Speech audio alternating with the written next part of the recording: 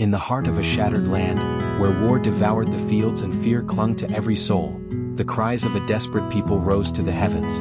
Israel, broken and oppressed, longed for a deliverer, a leader who could pierce through the darkness and silence their suffering. But from the shadows of warriors and kings emerged someone unexpected: Deborah, a woman of unshakable wisdom, a prophetess whose words carried the weight of heaven itself, a judge whose authority commanded respect in a world dominated by swords and shields.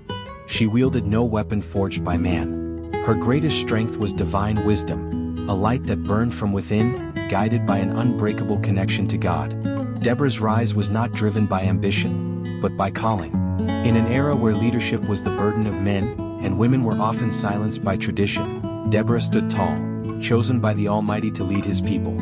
Beneath the scorching sun, beside a mighty palm tree rooted deep in the earth, Deborah sat day after day. There she listened, she judged, she spoke truth. That ancient tree, firm and enduring, mirrored her very soul, steady, wise, and immovable. And the people came to her not just for justice, but for the voice of God. This is the story of how one woman defied the impossible. A story of unshakable faith, extraordinary courage, and an epic battle that changed Israel's destiny forever. Prepare yourself for a journey unlike any other. Oppressed by the ruthless Jabin, king of Canaan, and his fearsome commander, Sisera, the hearts of Israel's people grew heavier with each passing day. Fear spread like a silent plague across the land, unseen but deeply felt. Villages emptied. Roads lay abandoned. Hope seemed crushed beneath the weight of despair. But while others surrendered to darkness, Deborah stood unshaken. Within her burned an unquenchable flame, a faith untouchable by fear or doubt. She could sense it, a shift in the wind, an urgency that whispered through the silence of the land. Something divine was about to unfold. For 20 long years, Israel had suffered beneath the iron grip of Jabin's rule. His commander, Sisera, was no ordinary enemy. His army boasted 900 iron chariots, terrifying machines of war that thundered across the earth, crushing everything in their path. The sound of their wheels was enough to send even the bravest warriors trembling. The promised land felt distant, almost unreachable. But in the midst of this silence and submission, there remained one voice unwilling to accept defeat. Deborah, prophetess, judge, and chosen vessel of the Almighty, carried the weight of her people's sorrow within her soul. Yet she believed that God had not abandoned them. This oppression was not their end, it was the beginning of something far greater. She could see it when no one else could. Beyond the shadows, beyond the despair, there was victory, waiting to be claimed, and the time to act was drawing near. Deborah, with her piercing vision and unshakable courage, was destined to become the spark that would ignite a revolution. But for that fire to consume the darkness, she needed to find the one who would carry it into battle. High in the hills of Ephraim, where the wind whispered ancient stories and the heavens seemed to bend closer to the earth, there stood a solitary palm tree, strong, unwavering, majestic. Beneath its shade, day after day, Deborah sat.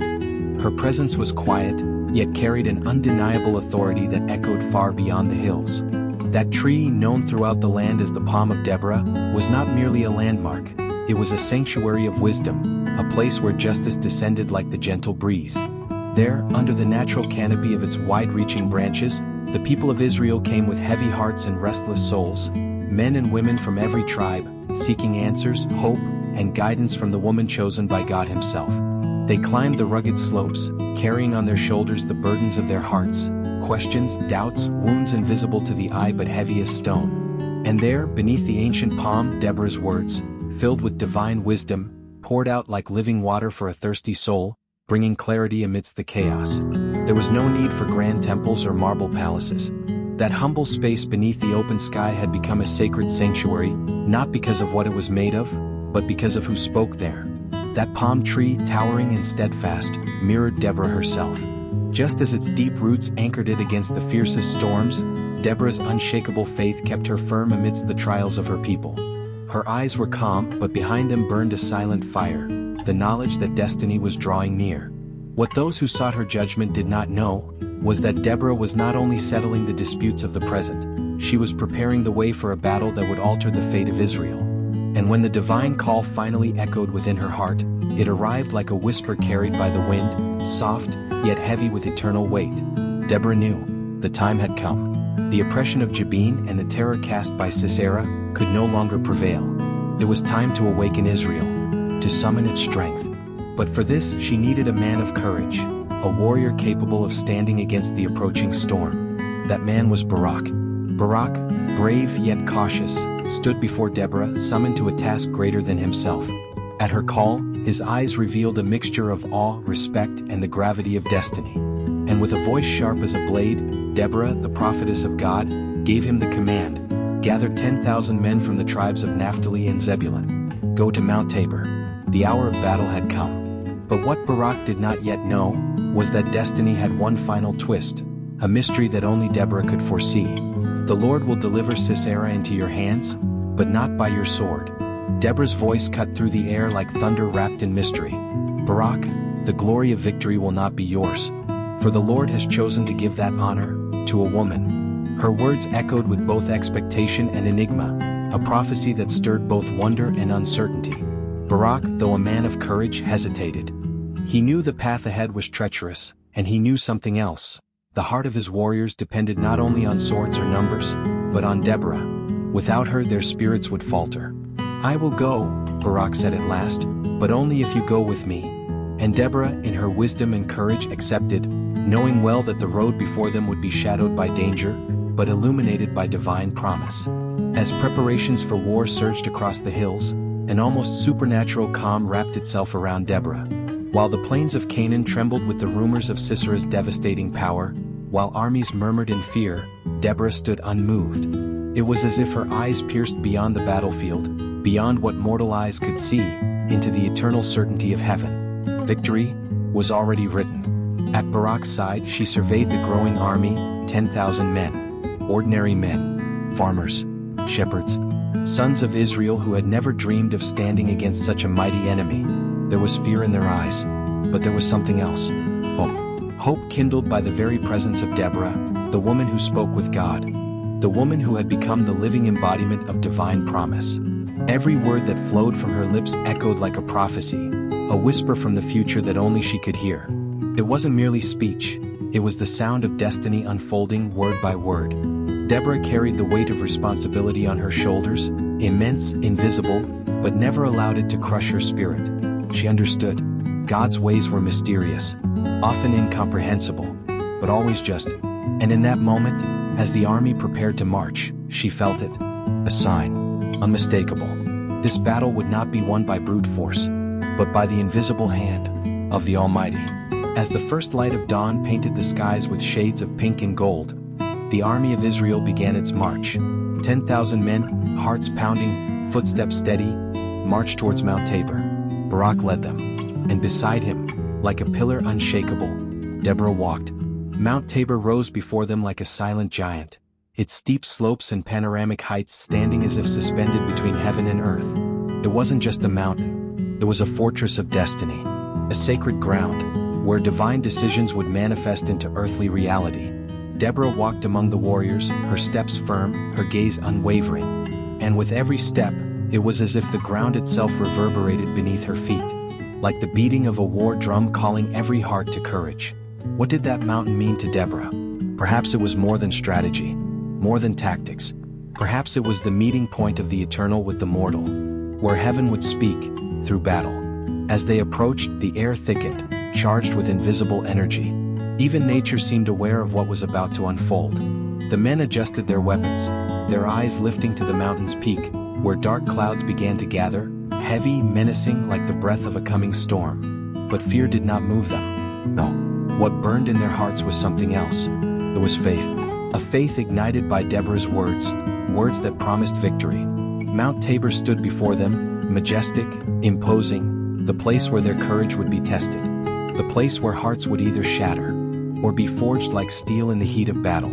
And in the valley below that sacred mountain, where armies were about to collide, the sky, once a quiet, gray mantle, began to tremble. Suddenly, the heavens began to stir with a fury unknown to men. Thick, ominous clouds gathered with terrifying speed, as though summoned by an invisible and sovereign force. The wind howled through the valleys and hills, lifting the dust and whipping the faces of Israel's warriors, their eyes meeting one another with a mixture of awe and reverence. Sisera advanced with his 900 iron chariots, an army forged in pride, certain of victory, armored in the reputation of never having known defeat. But then, from the heart of the storm, a thunderous roar echoed across the sky, like the voice of a lion, shaking the ground beneath their feet and igniting hesitation in the hearts of Sisera's soldiers. And the rain came. Not a gentle rain, but a deluge. A violent curtain of water fell from the heavens, transforming the battlefield into a treacherous swamp. The wheels of Sisera's iron chariots, once symbols of terror, now sank helplessly into the mud, trapped, useless, betrayed by the very ground beneath them. Soldiers stumbled, slipping and falling in the mire, their confidence dissolving into panic. Nature itself, once silent, now roared as Israel's fiercest ally. Each lightning bolt split the darkness, revealing a battlefield consumed by chaos, as if the Almighty himself fought alongside his people. Sisera, the mighty commander feared across Canaan, realized the nightmare before him. His proud army was broken, his chariots destroyed, his strength swallowed by mud and fear. And so, the man who once commanded legions now fled, alone. Barefoot in the sucking mud, his heart thundered within him. His breath was short, his pride shattered. His only hope was to find refuge, any place to hide from the wrath of the God of Israel. And then, in the midst of his desperation, a vision appeared before him, a shelter rising like a mirage in the storm, an unexpected answer to the silent cry of a defeated soul. Beyond the battlefield, hidden among the quiet hills, stood the humble tent of Jael, wife of Heber the Kenite. Outside, the flag of hospitality fluttered softly in the wind, a silent invitation to any weary traveler. And Sisera, desperate, breathless, hunted, could not resist. He stumbled toward the tent, his pride in ruins, his body soaked in sweat and rain. And there at the entrance stood Jael, a woman of gentle eyes and calm presence, the very image of peace in a world consumed by war. How could Sisera suspect? She welcomed him with kindness, a kindness so disarming, so unexpected, that it dulled every sharp instinct a warrior should possess. She gave him milk to drink, soothing his thirst. She covered him with a warm cloak, sheltering him from the storm outside. And the mighty commander, once feared across the land, surrendered. Sleep overtook him. Heavy, irresistible, final. But the fate that awaited Sisera was unlike any he could have imagined. The wheels of destiny, set in motion long before, were about to crush the last remnant of his power. As night fell in absolute silence, Jael moved through the tent like a shadow. In one hand, a tent peg. In the other, a hammer. Simple tools in appearance. Instruments of death and purpose. The prophecy spoken by Deborah was alive in this moment. Every breath Sisera took in his sleep drew him closer to his end. Jael's gaze never left him, not for a heartbeat. Her steps were measured. Her resolve, unshakable. The image was surreal. A lone woman standing over the sleeping body of a once invincible warrior, as if the heavens themselves had written this scene in the stars long ago. And then, silence gave way to fate. The hammer fell. Not in rage, but with divine precision. A single, decisive blow that echoed through eternity, forever sealing Sisera's destiny in the pages of history. The sound was barely more than a whisper, a muted thud swallowed by the silence of the night. It echoed like distant thunder, felt only by the heavens. And so, the mighty Sisera, the unbeatable, the terror of Israel, fell. Not on a battlefield surrounded by soldiers. Not beneath banners or before an army. But here, in a lonely tent, at the hands of a woman. Far from the eyes of kings and warriors, far from the clash of swords and the roar of battle. Destiny had chosen a quiet place for a loud victory. Deborah's prophecy had come true, not in the way men would have imagined, but in the way only the hand of heaven could orchestrate. Sisera's story ended in silence. But for Israel, a new sound was rising. A song. A song that would cross generations. A melody of victory, of justice, of deliverance. And as the first golden rays of the sun stretched across the hills of Israel, the earth seemed to breathe again, cleansed, renewed. The battlefield lay behind them. Swords returned to their sheaths. And from the heart of Israel, from the mouths of those once silenced by fear, a song began to rise. Soft at first, but growing. A song of freedom. A song of a people who would never forget. Deborah stood before her people, arms lifted to the heavens. And from her lips, like a river breaking through its banks, poured words, words wrapped in awe, in reverence, in uncontainable joy. She sang, a song unlike any other, a song to the one who commands the storms, to the God who turned iron chariots into sinking shadows beneath the fury of the rain. to the architect of victory, the Lord of Israel. Her voice painted the battlefield not with blood, but with glory. Her song rose higher, weaving powerful images, storms shattering armies, heaven's hand guiding the humble to triumph. But among her verses she exalted another name, Jael, the woman of fierce silence, the warrior of the tent, the unexpected heroine who, with unshakable courage, struck down Sisera when no army could. Deborah's song immortalized her, not just as a woman who acted, but as a lioness whose courage reshaped history. This song, this echo through time, was more than remembrance. It was a tribute to faith, to boldness, to the undeniable power of a heart aligned with God. And yet, in its beauty, the song carried a warning. Israel must never forget who their true deliverer was. Not swords, not men, but the God who commands storms. The story of Deborah spread like wildfire across the land. From tribe to tribe, from village to village, her name became a symbol, not just a leader, not merely a prophetess, but the living embodiment of wisdom, a woman who had seen beyond appearances and knew where true strength dwells. Not in numbers, but in the fear of the Lord. Wherever she walked, whispers followed. Deborah, the woman beneath the palm tree, who judged not with weapons but with truth, who faced the fiercest of enemies not with armies, but with a word and the certainty of divine purpose. In an age where women's voices were often silenced, Deborah's voice became a beacon, a light, a call to justice, a testimony that God uses whom He chooses, and through them shapes eternity. Every decision Deborah made, every word she spoke left a deep and lasting mark on the history of her people. It was as if she embodied the very essence of Israel, with unwavering firmness and clear vision, guiding them through times of darkness and uncertainty. Her example became an eternal inspiration for all who face challenges, a reminder that true leadership flows from the heart, strengthened by faith and divine wisdom. As the years passed, the story of Deborah was told and retold around campfires, in whispered conversations and powerful songs. Her deeds were never lost to time. Instead, they took root in the collective memory of Israel, blooming in every heart that longed for courage in moments of despair. Deborah was not merely a figure of the past. She became an eternal symbol, a living reminder that true strength comes from faith and from the determination to follow the divine call. Children grew up hearing about the judge who defied armies, the prophetess who foresaw the downfall of a mighty commander, and the woman who, in an age ruled by men, rose up as the voice of God for her people. But Deborah's legacy was never limited to her own generation. Her story stretched across the centuries, becoming a source of inspiration for all those who faced seemingly insurmountable challenges. Every time a woman stood against injustice, every time a leader made difficult decisions in the midst of crisis, Deborah's shadow was there, whispering forgotten truths, reminding us all that courage is a gift that transcends time. And so, the story of Deborah continued to be written, not on stones or monuments, but in the hearts and minds of every generation that found in her the inspiration to fight for justice and truth. In her wisdom and courage, Deborah not only led Israel in their time of greatest need, she showed the world that true strength is found in faith and in obedience to the divine call. Deborah's actions reflected an unshakable trust in God, even when the circumstances seemed impossible. By calling Barak and prophesying victory, she proved that true leadership is not about power or personal glory, it is about serving a higher purpose. Jael, a woman who appeared to be just a simple housewife, revealed through her decisive action that every role in God's story matters, no matter how small or unnoticed it may seem. In the grand tapestry of divine history, each person has significance, regardless of their status or position. The lesson of this story is clear. Courage and faith are the true weapons of the righteous.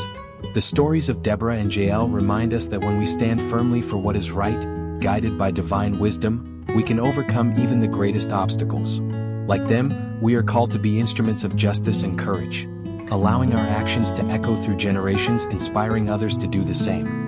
And if you were inspired by Deborah's story and want to continue following other powerful stories of faith and overcoming, be sure to like this video and share it with those you love. And of course, subscribe to the channel so you don't miss any new content. Together, let us continue exploring the powerful lessons from the Bible. Lessons that cross time, speak to the heart, and call us to live with courage, faith, and purpose.